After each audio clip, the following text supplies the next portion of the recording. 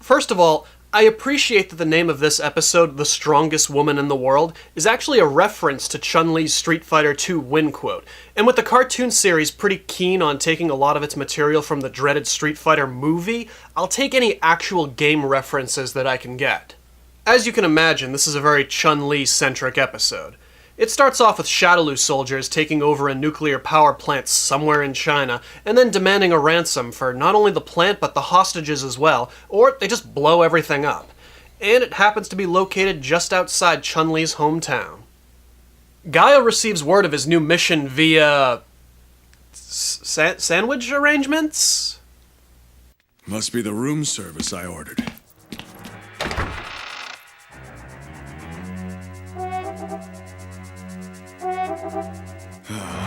Yeah, sure.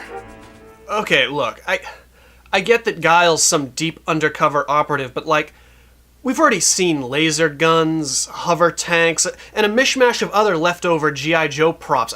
I feel like Guile should probably have access to some kind of high-tech cell phone or something that they can ring him on. Also, for Street Fighter being some kind of undercover op, you'd think that they'd have a more subtle way of getting in touch with their people than literally spelling it out with sandwiches. Either way, Cammy starts with a mission brief at...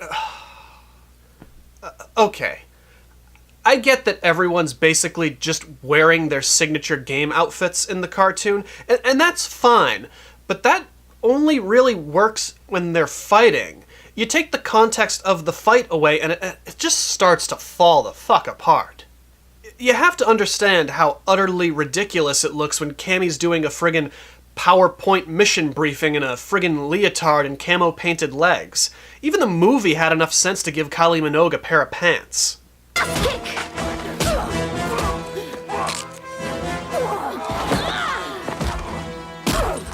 Most everyone else can kinda get away with it.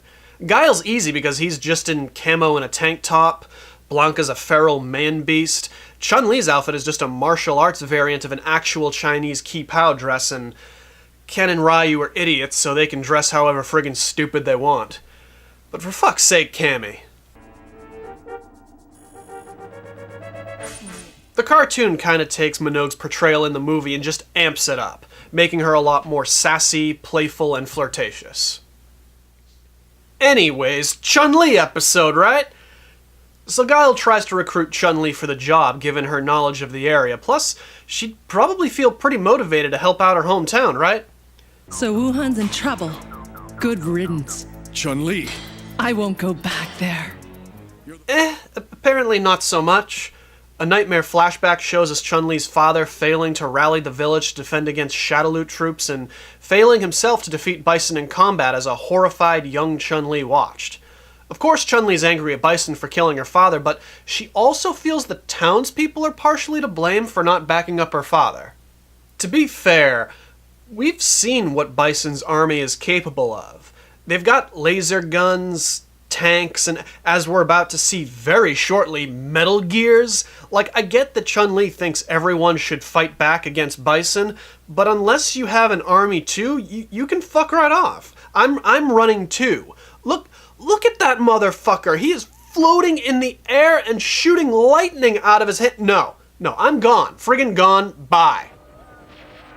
It's time. So yeah, the trio infiltrate the plant, taking out guards on the outside and then fight a friggin' Metal Gear that Bison appears to be controlling from a terminal inside the plant.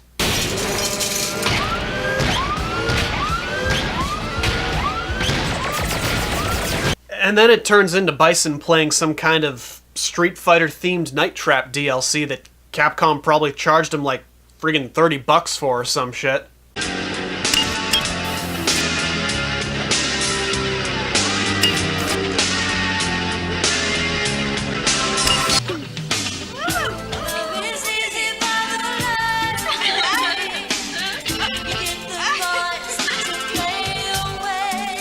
Turns out, Bison really sucks at QTE-based FMV games. I mean, like, fuck.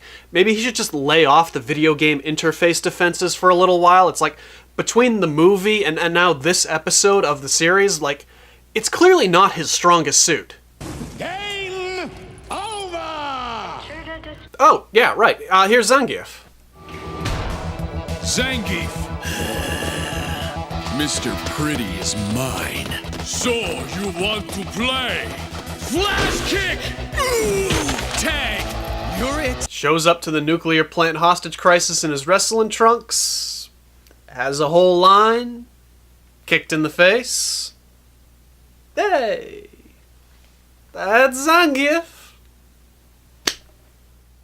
The rest of the episode is just your basic, standard, overcoming revenge plot. Chun-Li's obsession with vengeance threatens to jeopardize the mission and her own life, but then at the last crucial moment, she's able to show some restraint, and even though the villain got away, they saved the power plant, the hostages, and the village. Mission: calm friggin' pleat. The episode was just fine. We got to see two new world warriors in Cammy and Zangief. We get some character growth in Chun-Li, funny sandwich arrangements, and because Chun-Li's fireball doesn't have an actual name in the cartoon, she literally just yells fireball when she's doing it, and it's hilarious every single time.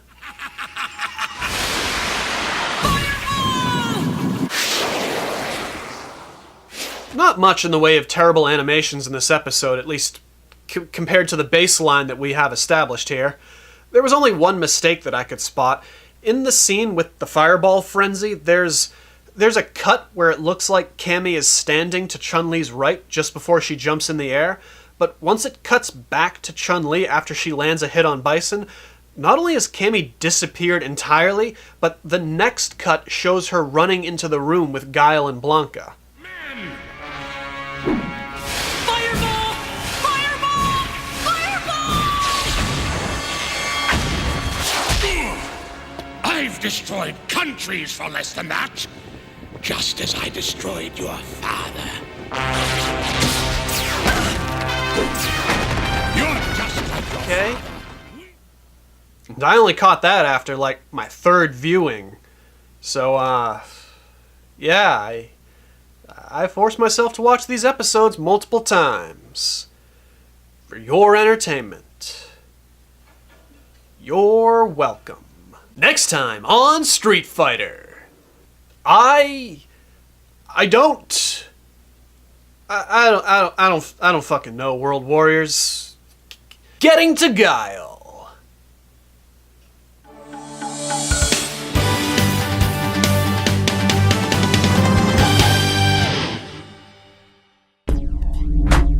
We await your return, warrior.